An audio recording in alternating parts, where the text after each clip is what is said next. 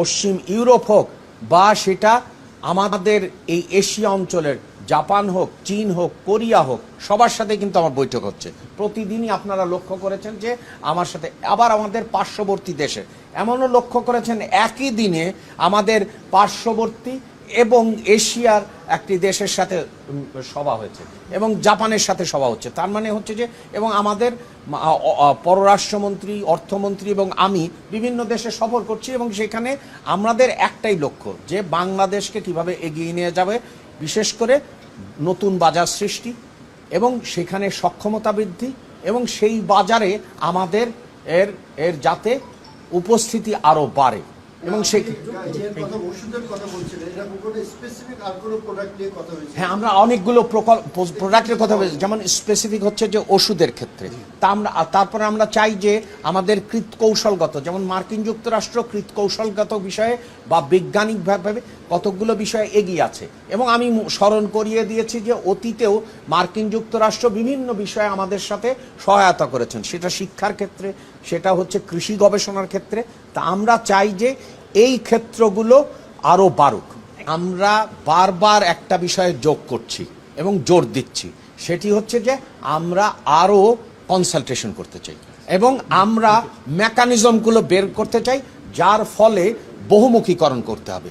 যেমন আমরা কতকগুলো কাজ করেছি যেটা আসলে খুবই উল্লেখ করার মতো, যেমন শ্রম আইনের যে সংস্কার হয়েছে বা আমাদের যে ফ্যাক্টরি স্ট্যান্ডার্ড, তার মানে সেটা তো আমাদের একটা দৃশ্যমান অগ্রগতি এবং এইটা তো আপনারা লক্ষ্য করেছেন।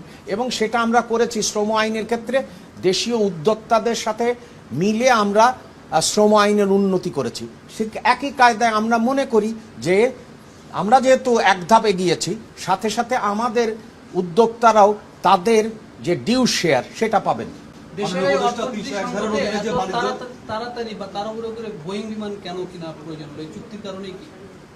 আপনার হচ্ছে যে চুক্তিতে কতকগুলো বিষয় থাকে যেগুলোকে আমরা দেখছি হচ্ছে যে দুই দেশের সাথে আপনার সম্পর্ক উন্নয়নের, এবং আমরা চাই যে সম্পর্ক উন্নয়ন আরও উচ্চতায় যাক। এবং সেই ক্ষেত্রে যেগুলো আমাদের প্রতিশ্রুতিবদ্ধ ছিল, কারণ নিয়ম কি যে কোনো রাষ্ট্র তার সাথে আন্তর্জাতিকভাবে বা দ্বিপাক্ষিকভাবে যে সমস্ত চুক্তি স্বাক্ষরিত হয়, সেই সমস্ত চুক্তিকে ইন্টারন্যাশনাল নর্ম কি আমাদেরকে অনার করতে হবে। কিন্তু আমরা যে বিষয়ে জোর দিচ্ছি সেটি হচ্ছে যে চুক্তির মধ্যে যে কনসালটেশনের ব্যাপারগুলো আছে, সেই কনসালটেশন এবং তার মেকানিজম বাড়িয়ে যাতে বাংলাদেশের স্বার্থকে আরও অগ্রাহ্য করা যায়। এবং মার্কিন যুক্তরাষ্ট্রে শুধুমাত্র যে এখন তো একটা পণ্য, আমরা মার্কিন যুক্তরাষ্ট্রে আমাদের সবচেয়ে বড় বাজার, আমরা চাই যে আরও পণ্যের বাজার হোক।